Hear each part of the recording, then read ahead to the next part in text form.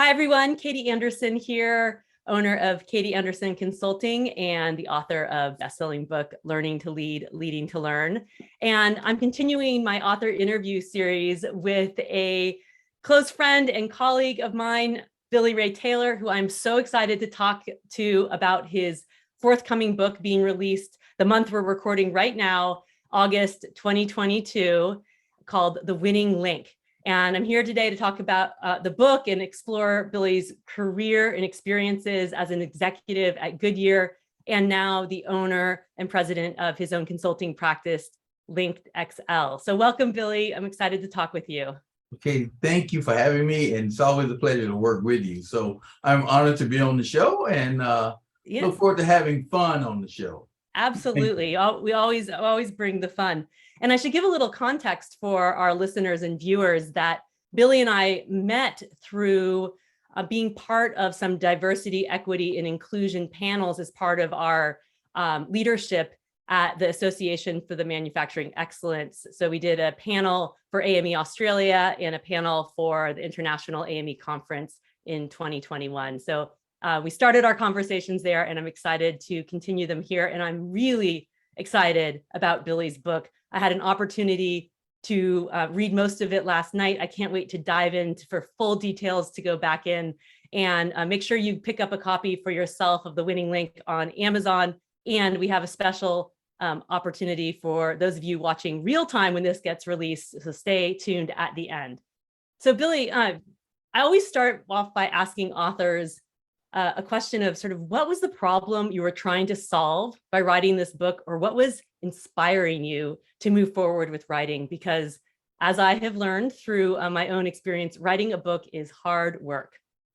Well, for me, it was, I have 30 years with Goodyear. And so I was kind of the pioneer around operational excellence, coming through and working with some of the industry greats like yourself.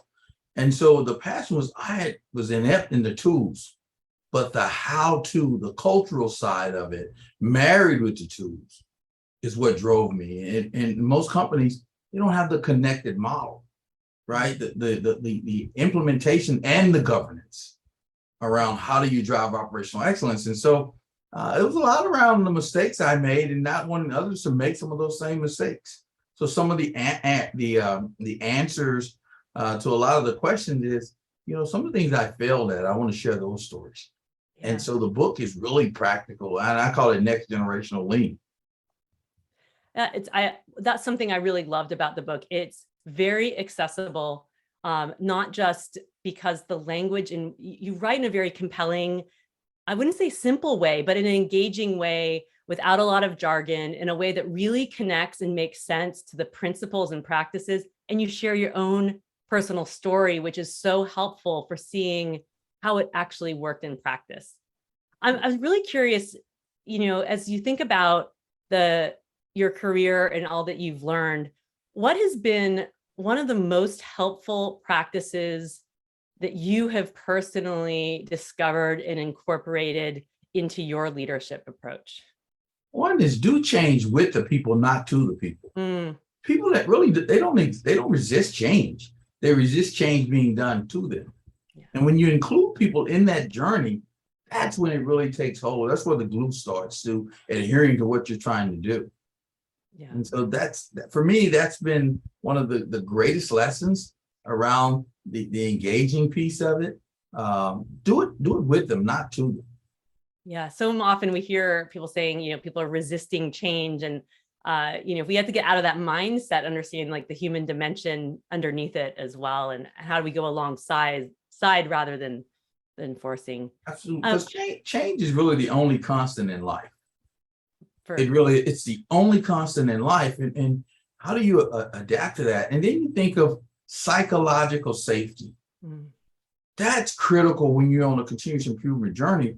People, they want to be valued, but I call it celebrate the red. Create that environment where it's safe to change.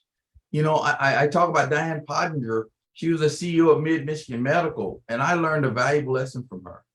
We were doing a keynote, and she asked me to come up and dance. Yes, I love the story in the book. And I'm thinking, dance? You're the CEO. And when the song came on, I thought it was going to be a Kenny Chesney or something. No. And the song came on, So Let Me Whip. So watch me, nay, nay. And I look over, I'm like, what are you thinking? And she never looks over at me. All she does is keep dancing. And what do you think I do 3 seconds later? I start doing the whip and nay, nay. What do you think the whole audience starts doing? The whip and the nay, nay. And so what did she do? She created a safe environment to take risk. Yeah. A safe environment to change. And leaders get so inept in the tools and they don't embrace that technical right. Right? There's two rights to change. There's the technical right to change and earning the cultural right to change. Yeah. You need both. Yeah, I love how you dive into that in more detail too. And I'd love for you to share with the audience what you write in the book about what color and what was your outfit like when you were doing that dance? A pink shirt, pink tie, pink suit. Well, I had a dish of soup, but everything was pink. And she's saying, be comfortable being uncomfortable. And put yourself in that place. It's okay to be your authentic self. Yeah. Right? Because in today's time, it's not about a common language, more so it's a common meaning. Yeah. Because lean is universal, but when people speak, they have different languages. Right? And so if I go to Brazil, hola, Mexico, hola, right? You come to New York, hi. You come to Texas, it's howdy, right? But they mean the same, hello. And so great leaders and great senseis, they know how to convert that into a common meaning. And that's what she did. Yeah, I love that story. I actually was going to ask you about that. So I'm glad you beat me to it, because it just was such a great example of how to also not take yourself too seriously.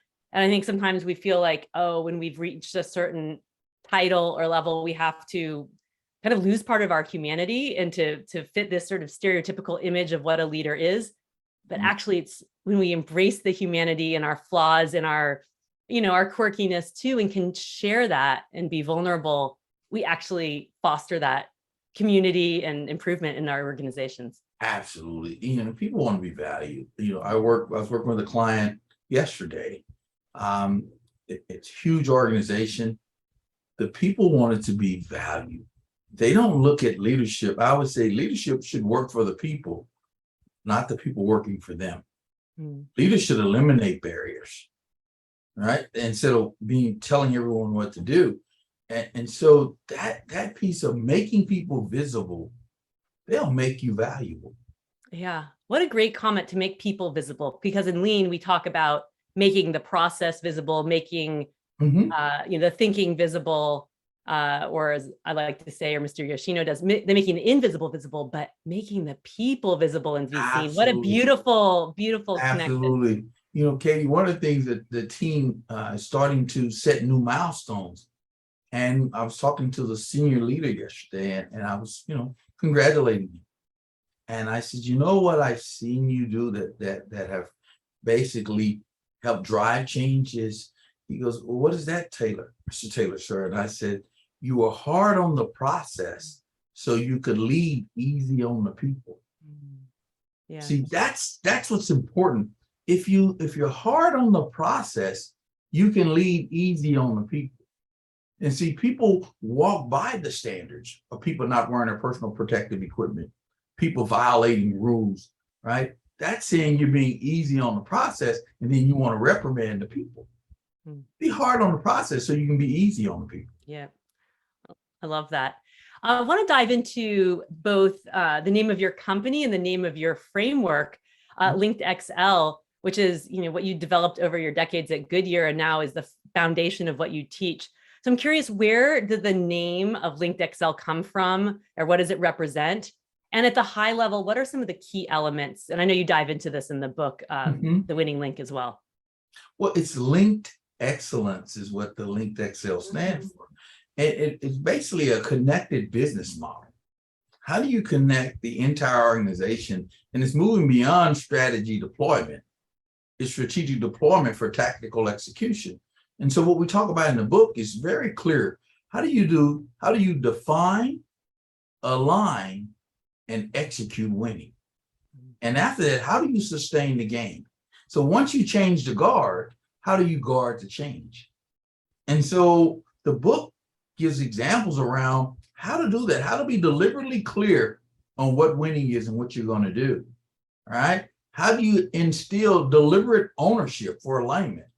Because in the absence of ownership comes blame. And if people don't know what they own, it's a secret, and you can't manage a secret. And the last week is executing winning. How do you know if you're winning or not? And I give examples around when you go to a sporting event, by the nature of how we think, what do we look for when we sit down? We look for the score. Yeah. We want to know if we're winning or not.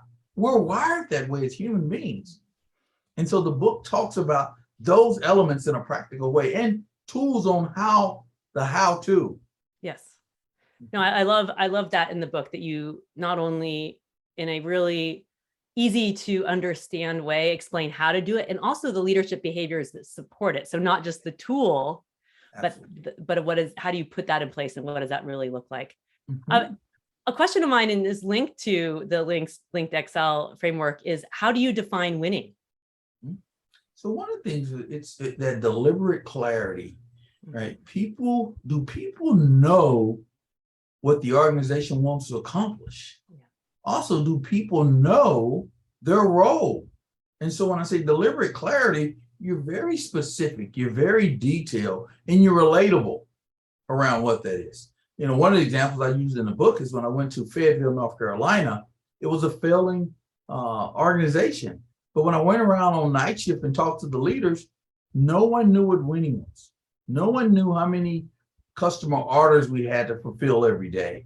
And the number was 38,000. And so it was a football town, and they're very proud in their tradition. So we bought 3,000 people football jerseys with the number 38 on it. Yeah. Now, I just wanted to generate discussion around 38,000. And I don't care if you were the janitor, you were the president, you're the HR manager. Across the board, we started with defining the number of units that had to be delivered, the right 38. And so that's being deliberate around what you want to accomplish. Because in the book, Katie, we'll talk about CPI, which is a new term, a critical performance indicator. And without that, you don't have true north. Yeah. I think there's a strong link in your Winning Link book with mine too, of learning to lead, leading to learn, about the essence of leadership, which I define as setting the direction and then providing support to your people and then developing yourself as well. And you embody all of that. And I think there's a nice synergy between that framework and all that you talk about in your book too. And you go really into those clear, tangible practices of how leaders can do that more effectively. One of the things that when we talked on one of the DEI panels last year that really sparked my attention, and you describe it in the book as well, is the difference between what you call KPAs and KPIs. Yes. So, or key performance actions, which are the leading indicators. I'd love for you to talk about how you see the link between KPAs, key performance actions, and KPIs, key performance indicators. Very, very good observation, Katie. The KPA, think about it like this. A KPI is a measure, and often it's a lagging measure. It's an after the fact measure. And so now when I look at a KPA, envision I want to lose weight. I stand on the scale. That's a KPI. It's important. What is a KPA? The KPA are the actions that I must take to drive the results. And I can also measure those KPAs. Example, how many calories did I eat? Did I work out? How many days did I work out? Right? My Apple Watch, how many steps am I taking a day? Right? How much sleep am I getting? And the way I look at the KPAs is, if I do this, I get that. And I can also test my hypothesis now on one of the things that I think I should be doing to drive results. All right. And so when you marry those two in your strategic roadmap, now you really have a true link to being successful. And I've long talked about like process indicators or process measures. I love the term KPA, action, because that just easier to understand. A language is easier to understand for some people. We're like process indicators. What does that mean? No, it's the actions. It's the steps that you're taking to achieve the outcome. So I really think that's a helpful construct for people to connect the difference of the leading indicators, the process indicators, and the outcome indicators, those, what you want at the end. Absolutely. And what's interesting, and I did not really feature this piece in the book, but we do our visual management boards. And let's just talk about what led to the milestone performances in this organization I'm working with. When we do our visual boards, there's two sections. There's the KPA, the startup.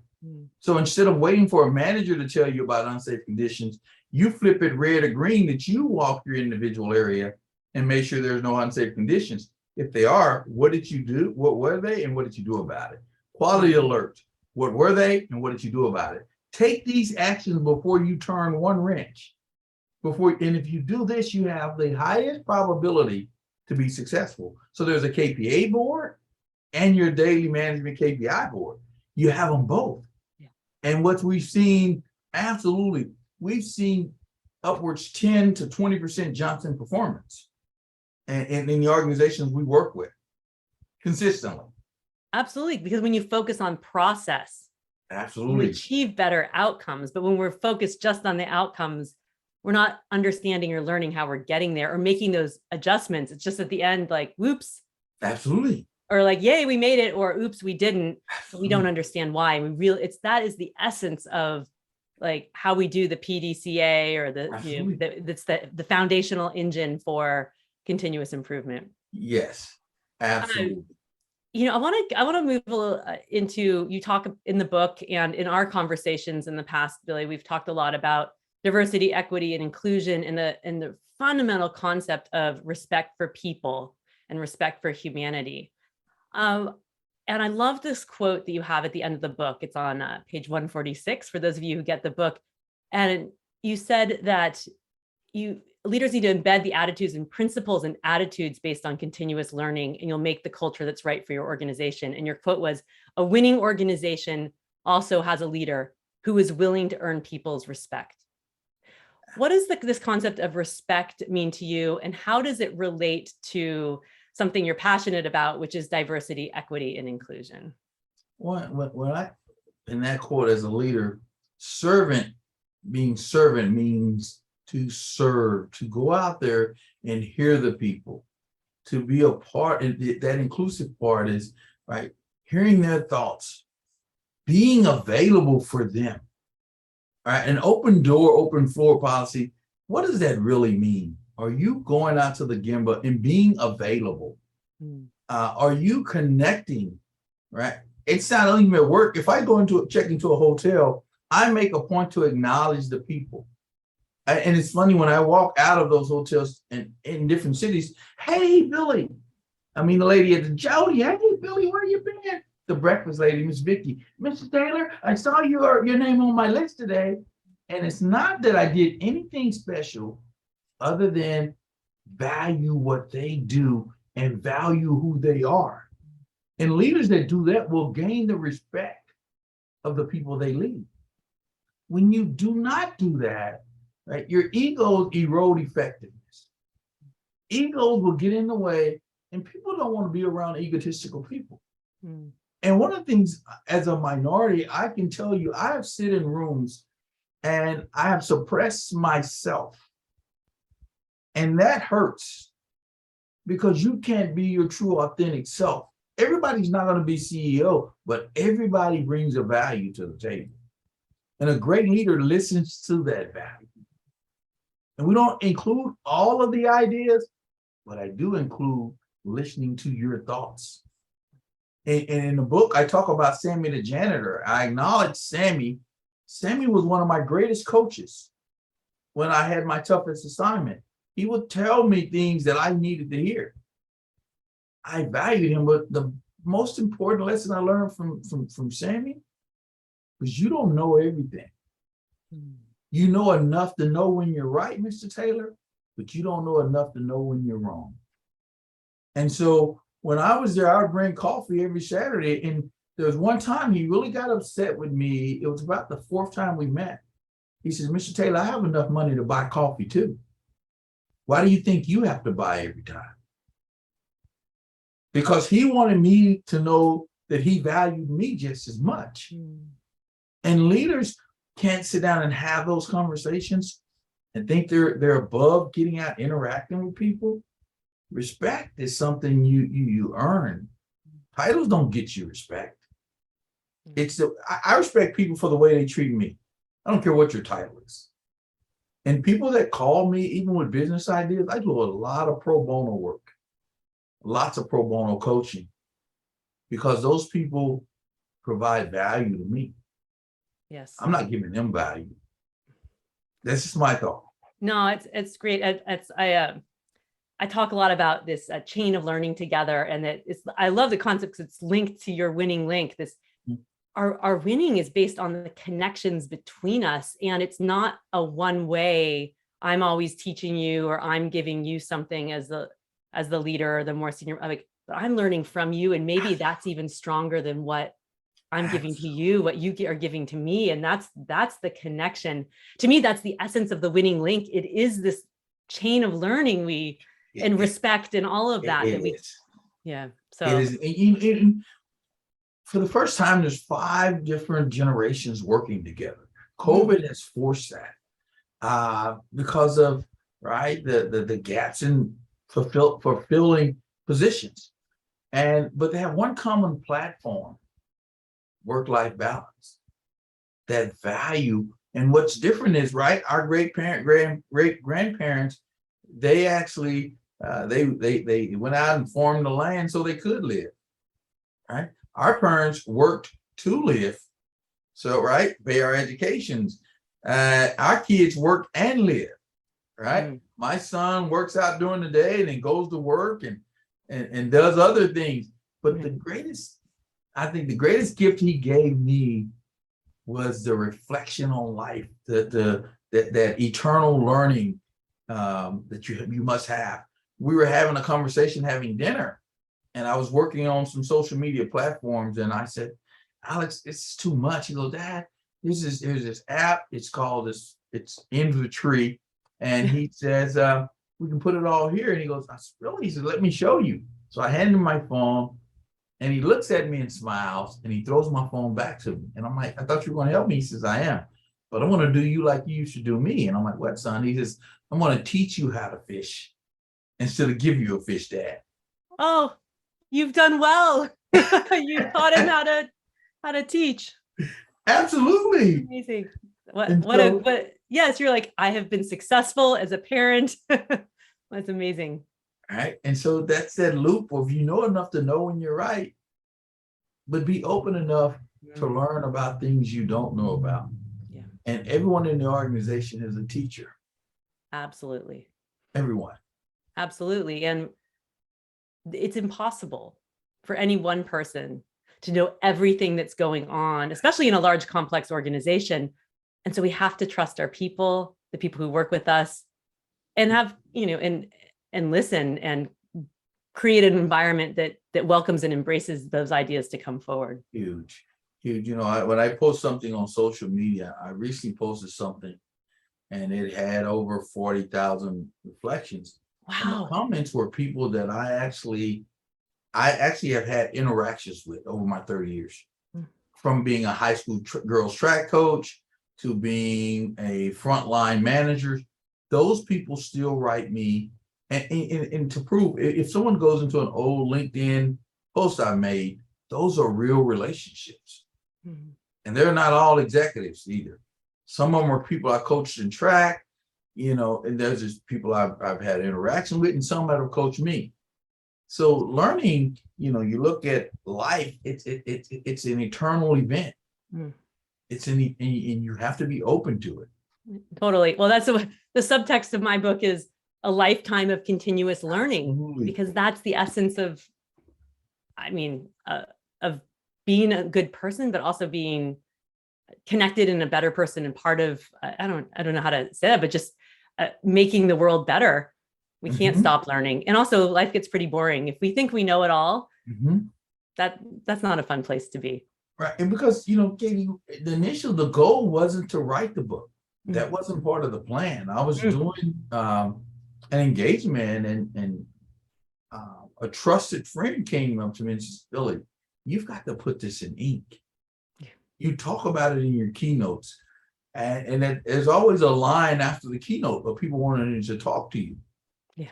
You owe it to industry to put that in writing, because a lot of it is where I failed or saw someone fail at it, right? And I used to laugh about airport lean.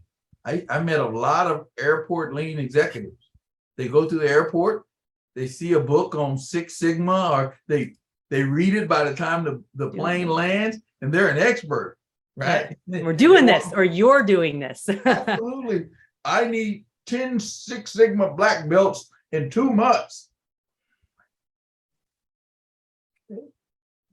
And they think they're the experts. And so I really wanted to write a practical book with real life examples. And to be honest, simplify, very simplified. Yeah. Well, you've been successful in that. It's a great book, The Winning Link, and it's tangible, it's simplified, and it's engaging with good stories. So I have 2 more questions for you, Billy. And Sure. One is really related to this process of writing the book. So you had a nice teaser for me here. But what is one thing that you discovered or learned with a new perspective through the process of writing the book? One, the discipline it takes to write a book is similar to a continuous improvement journey. That is true. It's an evolution. And you have all these thoughts in your head. And the thing is, how do you connect those thoughts? And from the other side of the table, right? The listener's view, right? And so one of the things that I wanted, my goal was, is this information digestible? And I don't care what level you're at, if you're the CEO or if you are a tire builder at Goodyear, it's digestible. And so what I learned about it is, don't get so caught up on the big words, and more so the practical implementation and the lessons learned. That's what I found myself reflecting on, because I actually wrote it, rewrote it, and then rewrote it again. Yeah. And then I actually had some test readers to say, did this make sense? And it was a journey. It's not as easy as people think. No.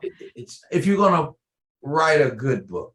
Yeah, I would agree. And you've written a great book. So well done. It is a long process. I appreciated for myself as an author having good advice for some of the authors I admire, including Karen Martin and Rich Sheridan, which you acknowledge both of them in your acknowledgements. Tracy Richardson, Karen Ross, and others. And one of the most helpful pieces of advice, because I had a crisis when I had to reframe and rewrite my book too, is don't worry, you're definitely going to write the book at least twice. Yes. Which is, you don't want to hear at the beginning, but it's really true. It's the process of PDCA. So and getting clarity. It is. And Karen and I, like you and I, we met similar fact. We actually keep in contact. We call each other and have sometimes hour-long phone calls, just about industry, life, bouncing things off of each other. And she's the one that inspired me to write the book. So Billy Taylor, you got to do this. And Karen, and only Karen's way. Billy Taylor, you got to do it. You got to. No, I'm not taking no for an answer. This and Richard actually helped me through the initial process. And so, trusting the voice of industry gurus like yourself, and I hate to use the word guru, but it is what it is, right? You've invested the time, you've invested the learning, and when you speak, your voice carries. It's no different than me choosing credible people to surround myself with. Right? If you call me, I'm going to pick the phone up. You email me, Katie, I'm going to return it. Right? because it's reciprocal, right? You do it for me, Yes. right? Your humble approach. There's no doubt your book is going to go to even higher levels. You know, I smile and I look at some of your posts and I'm like, she's doing it right. She's doing it right. And even with your book, you have a servant approach. It's very servant. And when I'm reading stuff, while I'm on a plane, I don't sleep. I think that's valuable time to play catch up, to read. And I look at some of your posts and I'm like, yeah, I like this one. I like that. She's doing some great things and I applaud you for it.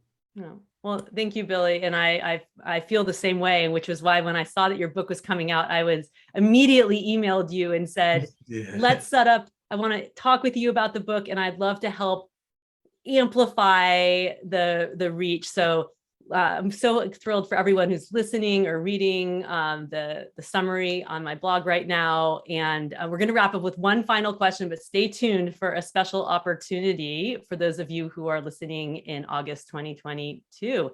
So Billy, I always end my author interviews with a question. What is one question that I haven't asked you here that you would like to answer? What is that question and what is your answer? What was your greatest challenge as a leader coming through a Fortune 500 company? All right, great question. That's a great question that I wish I had thought of. And thank you, Billy. And how do you think about that question? You know, I think about it as my greatest challenge was compromising on my standards. Right? Something my mother said to me growing up, and she'd always say, what you accept, you cannot change, son. Whatever you accept, that is the standard. If you're in a relationship, whatever you accept, that's the standard. If you're on a job leading people, it's not what you write down in a policy. It's not what you write down. It's what you walk by and what you accept. And early on in my career, I was more concerned around being liked than I was respected and trusted. And I often found myself taken advantage of in my first two years in leadership.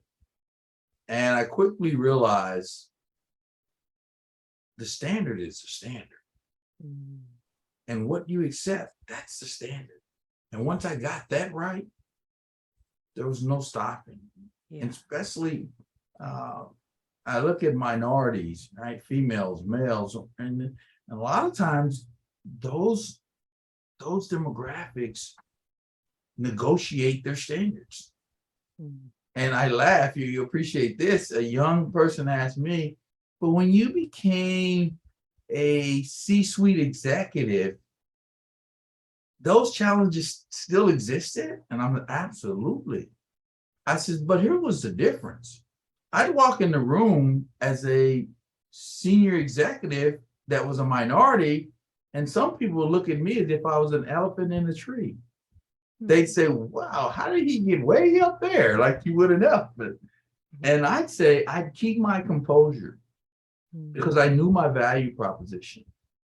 But at the end of that meeting, consensus, they thought, that's an eagle. He's supposed to be there. He's supposed to be there. And so don't compromise on your standard. I don't focus on the glass ceiling as I've talked to you, Katie. I focus on my sticky floor, stuff I control, stuff I can do. And so that's all about my standard of life. I don't show up like I'm selling something. I show up like I own something. Yes. You own something. I own and you're willing to share something. Absolutely. And that is the essence of Billy Taylor right there. Absolutely. So speaking of being willing to share things, I want to remind everyone that Billy's book will be available at the end of August 2022. The winning link, you can pre-order it right now on Amazon if you're listening earlier in August, or if you're watching later, just go on and buy it. And Billy and I are giving away 3 copies of the book in mid-August check the links below for all the details to get a advanced, well, when it comes out, but a copy from Billy of Yes. The Winning Link. Absolutely. And Katie, thank you for having me on the show. And yes, I'm looking forward to giving away the books. And then possibly getting back together at some point. People have questions, and Yeah. There's a lot of synergies between our books. Yes. Well, So I would love to get together. Maybe I'll be seeing you at AME. I will be there. Awesome. Well, you have a date right now. Yeah, So there you go. you're going to sign my book for me, The Winning Link. And I'll sign a copy of my book for you. Absolutely. I was about to say, I need to get that signed copy from my bookshelf behind me. I just relocated to Texas, so got a nice spot up there. All right. Well, great. I'm going to go right here. So Billy, how can people reach you if they, beyond buying your book, how can they contact you and get connected? So LinkedIn is the best place. I answer all of my social media emails. So, and I may not get to you that day, but within 24 hours, I try to return responses. But LinkedIn is the best place to catch me. Like I said, when I'm on a plane or traveling, I buy the internet service and I play catch up. Absolutely. Well, thank you for being accepting my invitation to be part of my author interview series. Billy, I'm really excited for The Winning Link to come out. It's a great book, and I'm going to dive back in and read it in even greater detail. For those of you, again, who are listening or watching, please contact Billy or me. You can also subscribe to my YouTube channel, subscribe to my newsletter, become part of my chain of learning community. Again, I'm kbjanderson.com, Katie Anderson. You can find me on Twitter, LinkedIn, and more under that hashtag or that @sign, whatever you want to call it. So again, Katie Anderson here with Billy Taylor, celebrating the forthcoming release in August 22 of his amazing book, The Winning Link. Thank you, Billy. Thank you, Katie. All the best. All right, great. Bye, everyone.